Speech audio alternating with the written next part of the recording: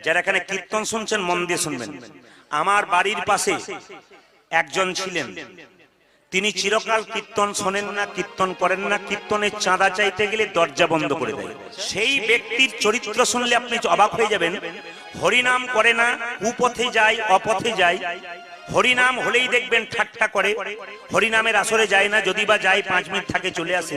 এই ব্যক্তির এক সময় ক্যান্সার হয়ে গেল, মাত্র 50-55 বছর বয়স। ভালো করে শুনবেন, ব্যক্তির ক্যান্সার হয়ে গেল। তো বিছানাতে ছটফট ছটফট করছে, বাড়ির লোক সেবা করলো 10 দিন 15 দিন 1 মাস, তারপর মনে মনে ভাবছে এবার গেলেই বাঁচি। সেদিন সেই ব্যক্তি বুঝতে পারলেন, আপনাদের শিক্ষা দেওয়ার জন্য, সেই ব্যক্তি বুঝতে পারলেন যে এ সংসারে আমি যে গাড়ি বাড়ি টাকা পয়সা করলাম, হরিনাম শুনলাম না, আমি কার জন্য করলাম? যার জন্য করলাম সে তো 10 দিন সেবা করলো, তারপর তো পিছু টান করছে। এই আপনার জীবন হতে পারে, আমার জীবন হতে পারে। জেনে নিন পরিষ্কার কথা। সেই ব্যক্তিটি দেখবেন কার্তিক মাসে ভোরবেলায় টহল দেওয়া হয় না, জোরে বলুন হ্যাঁ না না, কীর্তন করে করে যাই।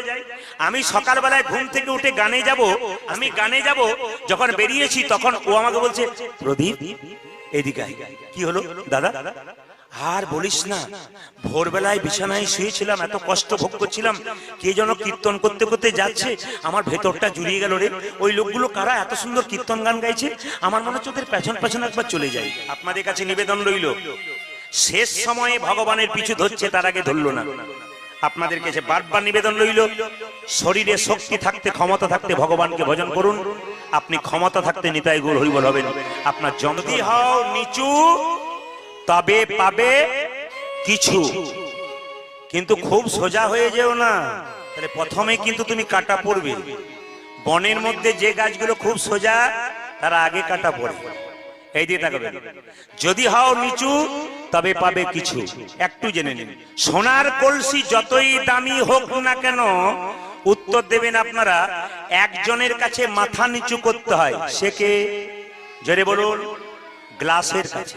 আপনি কয়েকশো কোটি টাকার মালিক হতে পারেন, যদি বৈষ্ণবের চরণে নিচু না হতে পারেন, আপনার কোটি টাকার কোনো দাম থাকবে না।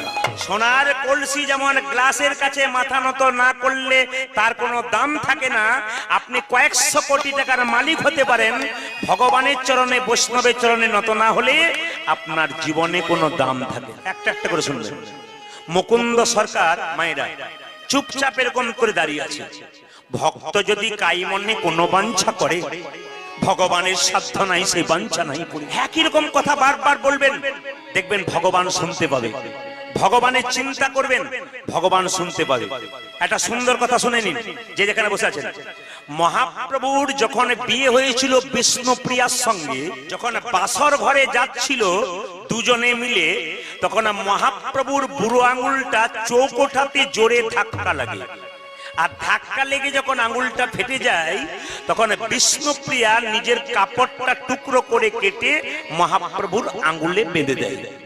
এটা বিষ্ণুপ্রিয়া আর মহাপ্রভু ছাড়া কেউ জানে না। বাড়ির সচিমাও জানে না, বাড়ির কাজের লোক ঈশানও জানে না। একজন জানতে পেরে গেল, যে 10 কিলোমিটার দূরে বাস করে, তার নাম হচ্ছে কবি লসন দাস। তিনি এলেন 10 দিন পরে, কাগজে লিখেছেন যে মহাপ্রভু বিবাহের পরে বাসর ঘরে যাচ্ছেন, পাটা ফেটে গেল, রক্ত বেরিয়ে গেল, বিষ্ণুপ্রিয়া কাপড় দিয়ে বেঁধে দিল। ও নিমাই, পড়ে দেখো। নিমাই তো চমকে গেল, কি? আমি হোঁচট খেয়েছিলাম, বিষ্ণুপ্রিয়া ছাড়া আর আমি ছাড়া কেউ জানি না, তুমি জানলে কি করে? তুমি কোথায় ছিলে সেদিন? নিমাই, তুমি যেখানেই থাকো না কোনো পৃথিবীর, আমার হৃদয় রাজ্যের বাইরে তো নয়। আমি যে সকাল দুপুর সন্ধ্যে তোমার চিন্তা করি, তোমার ভাবনা করি, এই জন্য আমি তো তোমাকেই দেখতে পাচ্ছিলাম তুমি কি করছো।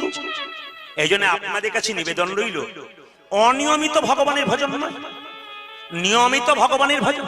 যেমন আপনার শরীর খারাপ হয়েছে, ডাক্তার বাবু বলেছে 6 ঘন্টা পর পর একটা করে ক্যাপসুল, 3, 6, 18, একদিনে 3টা। সকালেরটা খেলেন, দুপুরেরটা খাবেন, সন্ধ্যেরটা খাবেন। যদি সকালেরটা খান, দুপুরেরটা খেলে সকালেরটা কাজে লাগবে, সন্ধ্যে খেলে আবার দুপুরেরটা কাজে লাগবে। যদি সকালে খেলেন আবার সন্ধ্যেবেলায় খেলেন, দুপুরে খেলেন না, আপনার কাজে লাগবে। এই জন্য ভগবানের ভজন নিয়মিত, অনিয়মিত নয়। যারা গুরুমন্ত্র নিয়েছেন তারা যখন তখন গুরুমন্ত্র ভজন নয়। শাস্ত্র কি বললো দেখুন, বলছে 3 বার গুরুমন্ত্র ভজন কখন কখন? তিনটে সন্ধ্যা। প্রশ্ন করবেন, একটি সন্ধ্যা আমাদের জীবনে, তিনটে সন্ধ্যা কি করে হলো? জেনে নিন তিনটে সন্ধ্যা কি করে হলো।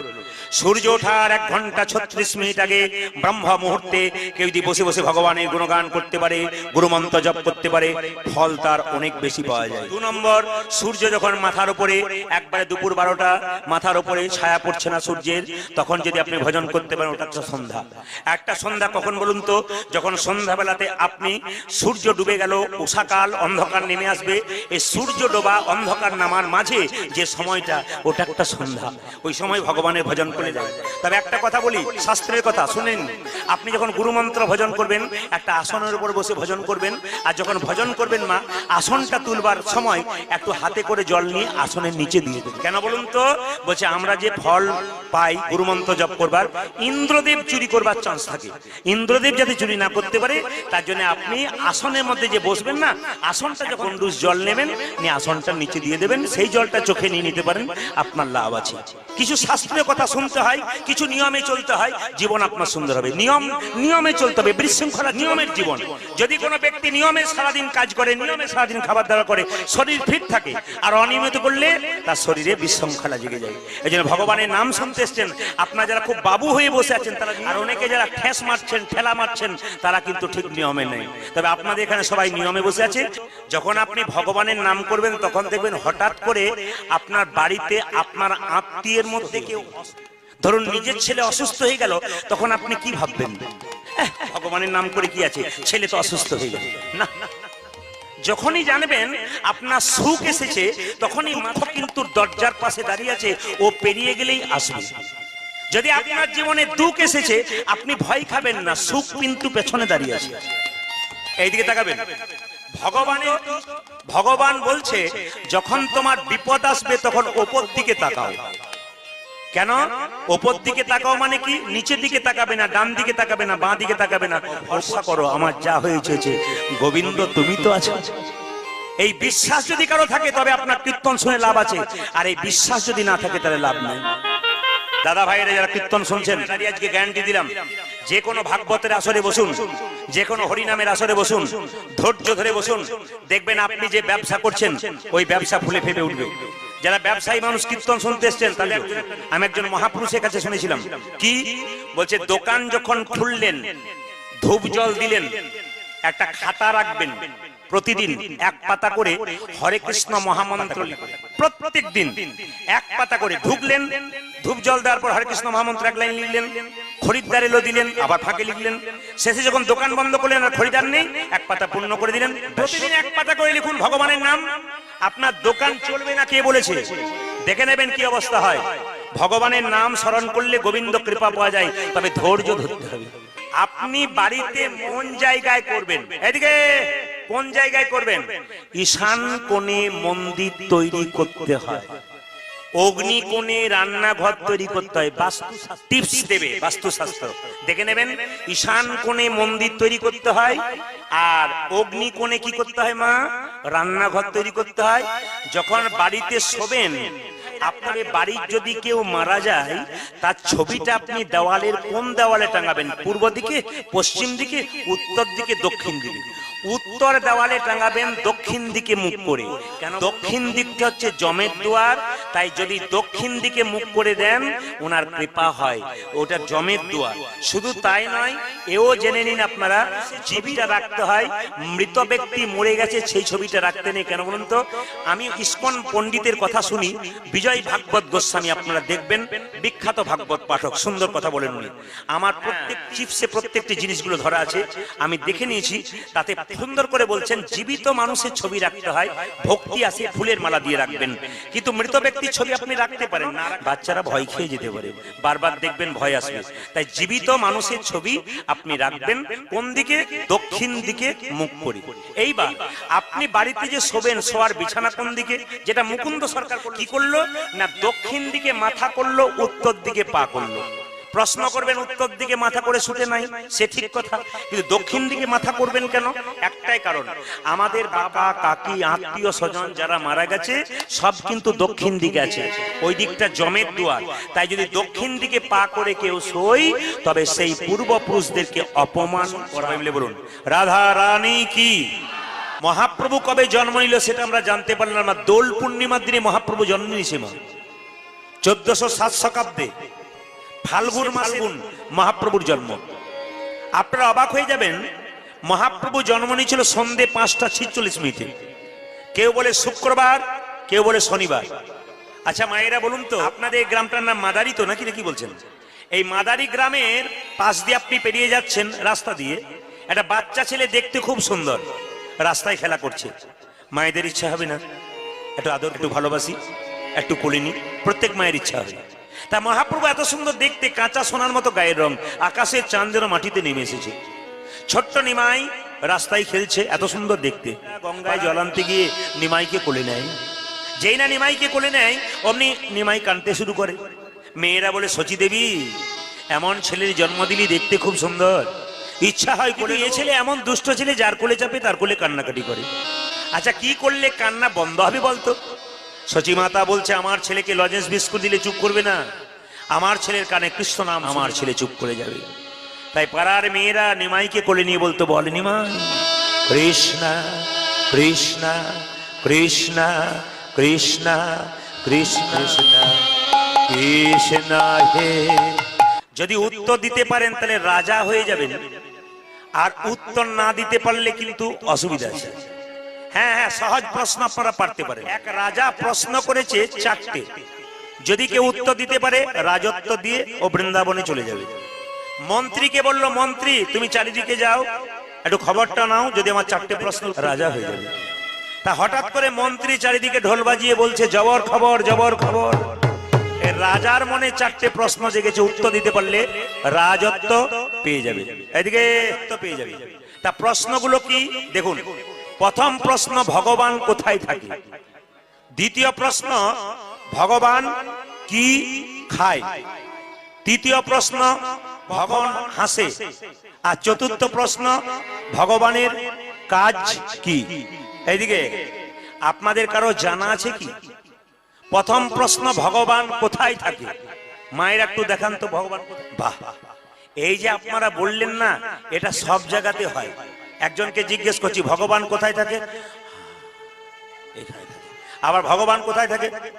প্যান্ডেলের উপরে। তা আপনারা অনেকে অনেক রকম বলবেন, বলবার সুযোগ আপনাদের দিয়েছি, কিন্তু একটু মন দিয়ে শুনবেন। ভগবান কোথায় থাকে, ভগবান কি খায়, ভগবান কখন হাসে, আর ভগবানের কাজ কি? কত না যায় তার গোনা। রাজার যেমন প্রশ্ন তেমনি রইল, উত্তর মনোমত হলো না। রাজা মন গুমড়ে বসে আছে, আর মন্ত্রী খুঁজে বেড়াচ্ছে কেউ যদি উত্তর দিতে পারে। মন্ত্রী যখন রাজবাড়িতে ঢুকতে যাচ্ছে, তখন দেখতে পাচ্ছে একটা ভিখারির ছেলে ছেঁড়া পোড়া রুটি খাচ্ছে, ছেঁড়া কাপড় পরে। জিজ্ঞেস করছে, ভিখারি ছেলে জিজ্ঞেস করছে, এই যে মন্ত্রী ভোজ হচ্ছে নাকি? বলে কেন? তাহলে খেতাম, আমার খুব খিদে পেয়েছি। মন্ত্রী বলল, তোর হলো পেটের জ্বালা, আর রাজার হলো মনের জ্বালা। এক কাজ কর, পেট ভরে খাবি যদি 4টে প্রশ্নের উত্তর দিবি। প্রশ্নগুলো করো, ভগবান কোথায় থাকে? ছেলে বলছে, এত সুন্দর উত্তর আমি এখনই দিয়ে দেবো? বলে এখন দেবার দরকার নাই, রাজবাড়িতে দিবি। দ্বিতীয় প্রশ্ন কি, ভগবান কি খায়? বলছে এটা আরো সহজ। তুই পড়াশোনা করে? হ্যাঁ পারবো। তাহলে এত পণ্ডিত এলো, তারা পারলো না, তুই পারবি? যারা ক্যামেরা করছে তাদের কাছে আমার নিবেদন রইল, ক্যামেরা যারা করছে এইদিকে, এই যে ক্যামেরা যারা করছে তাদের কাছে নিবেদন, প্রথম সারিতে যেমন তোমরা ক্যামেরা করছো, সেরকম প্রথম সারির দর্শক কিন্তু তোমরা। আর তোমরা যদি কান ফুসফুস করো তাহলে কিন্তু পেছনে যেন অসুবিধা হবে।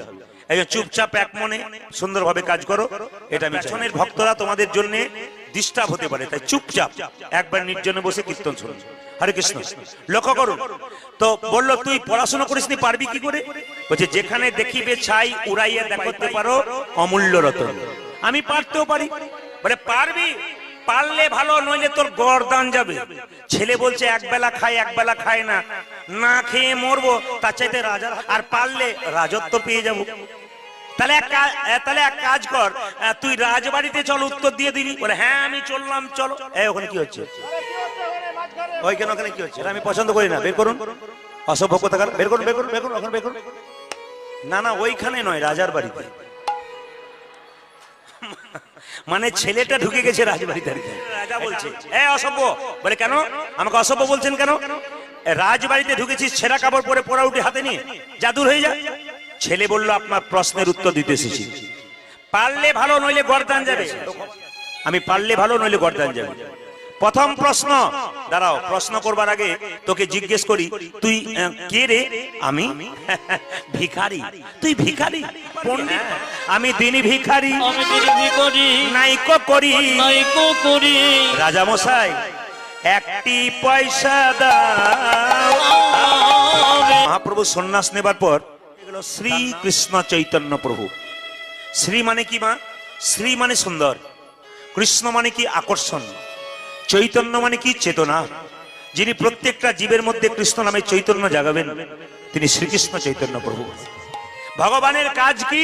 ছেলে বলল, রাজা মশাই এটা কিন্তু কথায় উত্তর দেবো না, এটা কাজে দেবো। বলে কিরকম? আপনি সিংহাসন থেকে নেমে আসুন, ভগবানের কাজ বুঝতে পারবেন। রাজা বলছে নামবো কেন? বলে না নামলে উত্তর। কাজেই না নেমে নিচে বসেছে, ছেলে গিয়ে সিংহাসনে বসে দিয়েছে। এই নাম নাম। ছেলে বলছে উত্তর হয়ে গেছে। বলে কি? ভগবানের কাজ এই, কাউকে রাজা করা, কাউকে ভিখারি করা। আজকে আপনি রাজা হয়েছেন, হতে পারেন। এই জন্য সবার কাছে নিবেদন রইল, কীর্তন শুনতে এসছেন, অহংকার করবেন না। কিসের অহংকার? আপনি কি জন্ম পেয়েছেন? জোরে বলবেন হ্যাঁ না না। আপনার মা আপনাকে জন্ম দিয়েছে, আপনি জন্ম। দ্বিতীয়, আপনার নাম কি আপনি নিজে রেখেছেন? অন্যজন রেখেছে আপনার নাম। আপনি কি পড়াশোনা করেছেন? আপনাকে অন্যজন পড়াশোনা করিয়েছে। আপনি কি চাকরি? অন্যজন আপনাকে চাকরি দিয়েছে। আপনি মরার পরে শ্মশান ঘাটে যাবেন, আপনি কি নিজে যেতে পারবেন? তখনও অন্যজন নিয়ে যাবে। সব যদি অন্যজনের, তাহলে আপনার নিবেদন আপনাদের কাছে, বুঝবেন ভাষাগুলো, আপনাদের জীবন সুন্দর হবে। অহংকার ত্যাগ করুন। ট্রেন আসবার সময় সিগন্যাল দেয়, আমরা জানতে পারি ট্রেন আসছে। মৃত্যু আসবার সময় সিগন্যাল দেয় না, জীবনে আসতে পারে। আপনি রাত্রিবেলায় কীর্তন শুনে বাড়ি ফিরবেন, গ্যারান্টি নেই। রাত্রিবেলায় শোবেন, সকালবেলায় চোখ খুললে আপনার সকাল হবে, আর চোখ না খুললে আপনার জীবনে পরকাল হয়ে যাবে। তাই মহাপ্রভু কি করলেন? তত্ত্ব দিয়ে বলে, সবে মিলিয়ে দাঁড়েতে বসিয়া কীর্তন করো সবে হাতে তালি দিয়া। সবাই মিলে একবার হাতে তালি দিয়ে কীর্তন করুন। না না না, আরে আস্তে। আরে তেলের মধ্যে 5 ফোঁটা মারবেন নাকি? আগে গানটা গাইতে হবে তো, দেবেন। আগে অ্যান্টেনা তুলুন। হ্যাঁ, সবাই হাত তুলুন একসঙ্গে। হ্যাঁ, বাহ বাহ। আমি গাইবো, আপনারা তালি দেবেন, পরে আপনারা গাইবেন। হরি হর নাম কৃষ্ণ, একসঙ্গে। হরি হর নাম কৃষ্ণ, নম কৃষ্ণ যাদবায় নম। হরি হর নাম কৃষ্ণ যাদবায় নম। বোকা দেখবেন, লোককে যদি বলে তুই জানোয়ারের বাচ্চা, দেখবেন রেগে যায়। আর যদি তুই বাঘের বাচ্চা, আমাকে বাঘ বলেছে, মানে একই কথা, কিন্তু আমরা কত বোকা। জানোয়ার বললে রেগে যায়, কিন্তু বাঘ বললে একটু বাঘ বাঘ ভাবে। বাঘও তো জানোয়ার, কিন্তু আমরা ভুল করে ফেলি। নিবেদন রইল, হাত তালি আপনারা দেবেন। হিন্দু সমাজের সবচাইতে বড় লজ্জা কোনটা বলুন তো? হরিনাম হয়, হাত তালি দিতে পারে না। অন্যান্য সমাজের মানে দেখবেন সন্ধে 6টায় বসে, সকাল 6টায় শেষ করে, আসে যায় বসে, আসর ছাড়ে না। আর আমাদের দেখবেন 3 ঘন্টা কীর্তন হলে দেখবেন 2-4 জন ব্যবহার নাই, মোবাইল টিপে দেখলো কটা বাজছে। অনেকে দেখবেন চালাকি করে বেরোতে পারে না, তখন খানো খাই দেখবেন, হ্যালো হ্যাঁ কি বলছো, আচ্ছা আচ্ছা ঠিক আছে, মানে কেউ যেন জরুরি ফোন করেছেন, উনি চললেন। আর এগুলো আমাদের মাথায় আছে, যাবার পর তুমি ফাঁকি নিচ্ছ না, ফাঁকি দিচ্ছ গোবিন্দকে। কারণ তোমাকে গোবিন্দ এত সুন্দর শরীর দিয়েছে, চোখ দিয়েছে। অনেকে আবার চোখ দেয় নাই, হাত দেয় নাই, পা দেয় নাই, তাদের তোমাকে যে দিয়েছে, ভগবানের নাম কেন করবে আগে জেনে নেও। বলে কেন না, বাচ্চা যখন জন্ম নেয় কি খাবে এ কথা কে ভেবেছে? মায়ের স্তনদুগ্ধে ভগবান এমন মধুভাণ্ড দিয়েছে যা পৃথিবীর কোথাও। মায়ের দুধটা খুব গরম নয় যাতে জিভ পুড়ে যাবে, মায়ের দুধটা খুব টক নয় যাতে বাচ্চা অম্ল হয়ে যাবে, মায়ের দুধটা খুব মিষ্টি নয় যাতে বাচ্চা সুগার হয়ে যাবে, মায়ের দুধটা খুব ঠান্ডা নয় যাতে বাচ্চা। নদীর মধ্যে দিলেন জল, গাছের মধ্যে দিলেন ফল, তিনি আমাদের জন্য এত কিছু করলেন, আমরা তার জন্য কি করলাম? এই বিবেক বুদ্ধি যার আছে তিনি মানুষ, আর এই বিবেক বুদ্ধি যার নাই তিনি মানুষ নন। যারা এখানে জ্ঞানীজন কীর্তন শুনছেন, মন দিয়ে শুনবেন। আইনস্টাইন বিখ্যাত বিজ্ঞানী, যে বাচ্চাকে 5 ঘন্টা পড়তে হতো এই প্রসাদ পাওয়ার পর, সেই বাচ্চাকে 5 ঘন্টা পড়তে হবে না, 3 ঘন্টাতে হবে। সুস্থ ব্রেন, ঠান্ডা ব্রেন যার থাকে, খুব তাড়াতাড়ি। চঞ্চল যারা, তারা ভগবানকে হারায়। এই 1 নম্বর। 2 নম্বর, আপনার বাড়িতে অশান্তি আছে, আপনি এক কাজ করুন, এই বাতাসার টুকরোটা তুলসী মন্দিরে গাছের নিচে গুঁড়ি করে দিন বৃহস্পতিবার, আর 1 ঘটি করে জল তুলসী মন্দিরে দিয়ে 4 বার পরিক্রমা করুন বাড়ির সবাই। দেখে নিন 1 বছরের মধ্যে আপনার বাড়িতে অনেকটা শান্তি এসে যাবে। প্রশ্ন করবেন প্রদীপ বাবু দেবেন, 1 বছর চলবে কি করে? উপায় আছে। কি উপায়? আপনি বৃহস্পতিবার বাড়িতে 1 কেজি কি 2 কেজি বাতাসা হরিণ লুট দিয়ে দেবেন। হরিণ লুট দেওয়ার পর সেই বাতাসা এই বাতাসাটা মিশিয়ে দেবেন, ব্যাস আপনার 1 বছর চলে যাবে। দেখুন আপনার কাজ হয় কিনা। যত জায়গায় ল্যাটি করা হয়েছে প্রত্যেকেই ফোন করে বলেছে, অনেক মা, হাজার হাজার মা, বাবা কাজ কিন্তু চালু, খুব ভালো রেজাল্ট পেয়েছি। বললাম ভক্তি ভরে করলে সবকিছু হয়, আর যদি বিশ্বাস না থাকে আপনার কোনো জিনিসেই কোনো কিছু হবে না। হরিনাম তর্ক নয়, হরিনামে বৈষ্ণবের নিন্দা নয়, হরিনিন্দা নয়। যদি আমরা নিন্দা করেই যাব তাহলে হিন্দু সনাতন ধর্মটাকে টেকাবো কি করে? আমরা মন থেকে যদি ভগবানের প্রতি ভক্তিটা উড়িয়ে দিই তাহলে আমরা ভগবানকে ভালোবাসবো কি করে?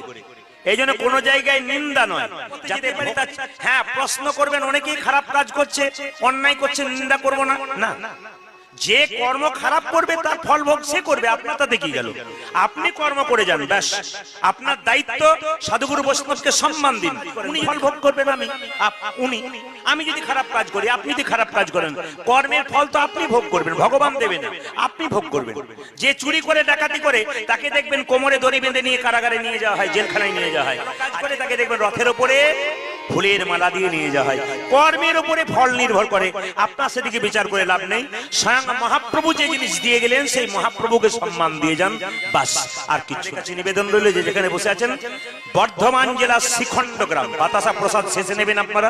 আমি যখন বলবো তখন আপনারা নেবেন। আপনাদের সামনে সামনে লালটু বাবু দিয়ে আসবেন, হরিলুট দিয়ে আসবেন, আপনারা পেয়ে যাবেন। বর্ধমান জেলার শ্রীখণ্ড, বড় ভাইয়ের নাম মুকুন্দ আর ছোট ভাইয়ের নাম নরহরি। আমি কিন্তু প্রশ্ন করব বড় ভাইয়ের নাম কি, ছোট ভাইয়ের নাম কি, মাঝে প্রশ্ন করব। বড় ভাইয়ের নাম মুকুন্দ সরকার, ছোট ভাইয়ের নাম নরহরি সরকার। মুকুন্দ সরকার কি করতো জানেন? খুব একটা নাম ডাক ছিল না, কিন্তু চিকিৎসা করতো। ছোট ভাই তার সঙ্গে কম্পাউন্ডারি করতো। একদিন ছোট ভাই নরহরি বলছে, দাদা কি শ্রীবাসঙ্গনে মহাপ্রভুকে দেখতে গেলে হয় না? তোর কি মাথা খারাপ হয়েছে? বলে কেন? আরে হেঁটে যেতে পারবি। এখনকার সময় দেখবেন 10 মিনিটের রাস্তা কেউ হেঁটে যেতে পারে না, সব মোটরসাইকেল, সাইকেল, টোটো, অটো ধরে যায়, হাঁটতে পারে না। আর তখন কিলোমিটারের পর কিলোমিটার হেঁটে যেত। ছোট ভাই বলছে, দাদা সাধুগুরু বৈষ্ণবের মুখে শুনেছি যে হরিনাম করতে করতে তার রাস্তা খাটো হয়ে যায়, সে বুঝতেই পারে না। দেখে নেবেন আপনারা, যদি বাস, ট্রাক, বাস, গাড়ি টাড়ি কোনোদিন না পান, রাস্তা দিয়ে হাঁটবেন, হরিনাম করতে করতে চলে যাবেন, দেখবেন রাস্তা আপনার খাটো হয়ে যাবে। তুই যখন বলছিস তাহলে চল, ও দাদা তুমি আগে আগে চলো, আমি পেছন পেছন যাবো। আগে আগে যাচ্ছে কে? মুকুন্দ সরকার, আর পেছন পেছন যাচ্ছে নরহরি সরকার। গাইতে গাইতে যাচ্ছে, আনন্দ করে যাচ্ছে। আপনারা বলবেন, যে গাছে ফল ধরে সেই গাছের ডালগুলো উঁচু দিকে যায় না নিচের দিকে যায়? 2-4 জন ভাবছে, ফোন নাম্বারটা দিবেন, কালকে বলে দেবো। বলুন, যে গাছে ফল ধরে তার ডালটা নিচের দিকে না উপর দিকে? আচ্ছা দেখবেন আপনারা, যারা প্রকৃত ভক্ত হয় তাদের ভাবটি কেমন হয়? হরে কৃষ্ণ, দেখবেন আপনারা, হরে কৃষ্ণ এই ভাব হয়। কিন্তু মহাপ্রভু যখন সেবাসঙ্গনে চুপচাপ বসে আছেন, হরিনাম করছেন বসে বসে, তখন দুজন মিলে মুকুন্দ এবং নরহরি মনে মনে ভাবছে, প্রভুকে একবার দেখলে হয়। ভক্ত যদি কাই মনে কোনো বাঞ্ছা করে, ভগবানের সাধ্য নাই সেই বাঞ্ছা নাই করে। বারবার একই কথা ভগবানের মন্দিরে বললে ভগবান তার কথা শুনতে রাজি হয়। তাই ভগবান মহাপ্রভু বললেন, শ্রীবাস, 2 ভাই আমাকে দেখতে এসেছে না, ওদের দুজনকে দেখা দিয়ে আসি। বড় ভাই মুকুন্দ সরকার, ছোট ভাই নরহরি সরকার অপেক্ষা করছে আমায় দেখবার জন্য। চলো আমি যাই। আগে যাচ্ছে মহাপ্রভু, পেছনে যাচ্ছে শ্রীবাস আর ভক্তগণ, গান গাইতে গাইতে।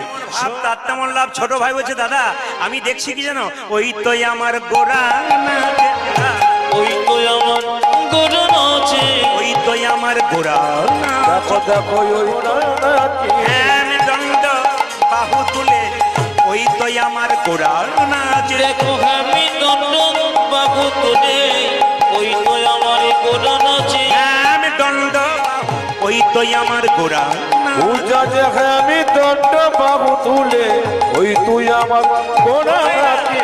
ছোট ভাই বলছে, আমি দেখছি গোরা নাচছে। বড় ভাই বলছে, আমি দেখছি আরেকজন নাচছে, ওই দেখি ওই তো গোরাই নাচে, ওই তো গোরাই নাচে, দেখো ওই তো গোরাই নাচে, অন্তরে যার শ্যাম নাচে, বাইরে নাচে, অন্তরে শ্যাম নাচে, বাইরে গোরাই নাচে, অন্তরে যার শ্যাম নাচে, বাইরে গোরাই নাচে, অন্তরে বাইরে গোরাই নাচে।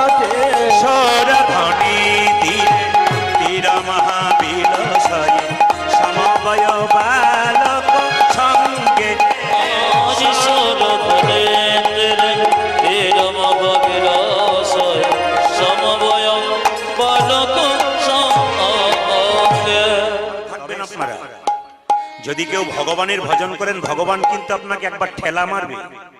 তিনি দেখবেন যে তুমি যে আমাকে ভজনা করছো আমার কতখানি হয়ে গেছে। এখানে যারা কীর্তন শুনছেন তাদের ঠেলা মারবে। ঠেলা বলতে কিরকম বলুন তো? মহাপ্রভু শিবাসকে বলল, শিবাস, ওদের মধ্যে যে ছোট ভাই, কি নাম জোরে বলুন? নরহরি সরকার। বড় ভাই মুকুন্দ সরকার। শিবাস বলে দাও, ওদের যে ছোট ভাই সে আমার সঙ্গে চিরকাল হরিনাম করবে, আমার সঙ্গে থাকবে। আর বলে দাও, ও যে বড় ভাই সে আমার 100 যাবে। এটা কিরকম হলো? আপনারা হরিনাম শুনতে এসছেন, দু ভাই, একজন মহাপ্রভু কৃপা পেল, একজন পেল না।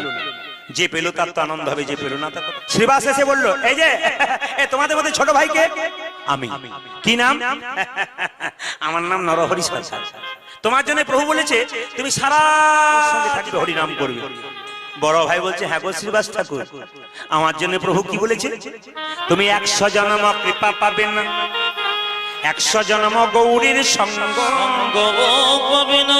দেখুন, যেই না বলেছে 100 জন্ম সঙ্গ পাবে না, সঙ্গ পাবে না, 100 জন্ম কৃপা পাবে না, কৃপা পাবে না, আমি বড় ভাই নাচতে শুরু করেছে, জয় গো। শ্রীবাস বলছে, এ মুকুন্দ, প্রভু তোমাকে বললো 100 জন্ম সঙ্গ পাবে না, 100 জন্ম কৃপা পাবে না, আর তুমি গৌর বলে নাচছো। আমাকে যদি আমি বিষ খেয়ে আত্মহত্যা করতাম। একথা শুনে মুকুন্দ বলছে, শোনো শোনো শ্রীবাস, শোনো শিব, প্রভু যদি বলতো কোন জন্মে সঙ্গ পাবো না, কোন জন্মে সঙ্গ পাবো না, বিষ খেয়ে আত্মহত্যা করে দিতাম, আত্মহত্যা করে দিতাম। প্রভু বলেছে 100 জন্ম সঙ্গ পাবো না, সঙ্গ পাবো না, 100 জন্ম না হয় বলি কেঁদে বেড়াবো, আমি কেঁদে বেড়াবো। যখন 100 জন্ম পেরিয়ে যাবে, পেরিয়ে যাবে, 101 জন্মে প্রভুর সঙ্গ পাবো, প্রভু সঙ্গ পাবো, 1 জন্মে প্রভু সঙ্গ পাবো, 1 জন্মে প্রভু। এদিকে বাচ্চাকে বলেন, ধৈর্য ধরে পড়াশোনা কর, দেখবি ফল পাবি। আর নিজেরই আপনার ধৈর্য নাই, আপনি ছেলেকে কি শিক্ষা দেবেন? এই জন্য আপনাদের কাছে নিবেদন রইল, মুকুন্দ যখন কাঁদছে, ভগবান সব সইতে পারে বাবা, ভক্তের চোখের জল সইতে পারে না। কাঁদছে, মহাপ্রভু ছুটে এসে বলছে, মুকুন্দ এদিকে এদিকে, তোমার চোখের জল মুছি দিয়ে তুমি কাঁদছো কেন? প্রভু প্রভু, আমার ভাইকে তুমি কৃপা করলে, আমাকে করলে না। আমার ভাই তোমার সঙ্গে 100 জন্ম, হ্যাঁ তুমি আমায় অভিশাপ দিলে 100 জন্ম কৃপা পাবো না, কিন্তু 100 জন্ম আমি গৌর গৌর বলে কাঁদবো, 101 জন্মে তো কৃপা পাবো। মহাপ্রভু কি সুন্দর দামি কথা বললেন দেখুন। মুকুন্দ, এ ভাই ভাই তাদের দায়িত্ব সব চাইতে বেশি থাকে। কি বললাম? এ সংসারে যারা বড় ভাই আর বড় বউ হয়, তাদের দায়িত্ব সব চাইতে বেশি থাকে। কেন না, পুরো যেমন ছোট ছোট গাছগুলোকে ঝড় ঝঞ্ঝা থেকে রক্ষা করে, এ সংসারে যারা বড় ভাই হয় সমস্ত দুঃখ থেকে ভাইকে রক্ষা করে। তা তুমি হলে বড় ভাই, আর ছোট ভাই আমি নিয়ে চলে আসি, সবাই না খেয়ে মরবে। তুমি বাড়ি ফিরে যাও, শ্রীখণ্ডে একটা গোপীনাথের মন্দির তৈরি করো, জীবের দ্বারে হরিনাম দাও।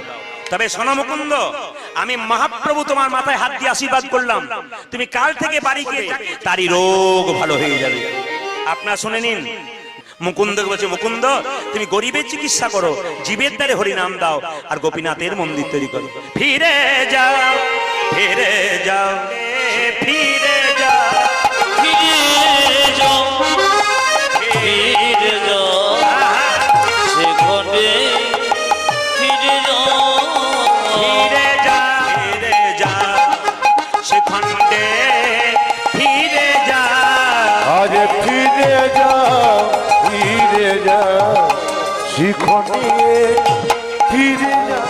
দারে দারে গিয়া চরণে ধরিয়া, দারে দারে গিয়া চরণে ধরিয়া, দারে দারে গিয়া চরণে ধরিয়া, দারে দারে গিয়া চরণে ধরিয়া, হরির নাম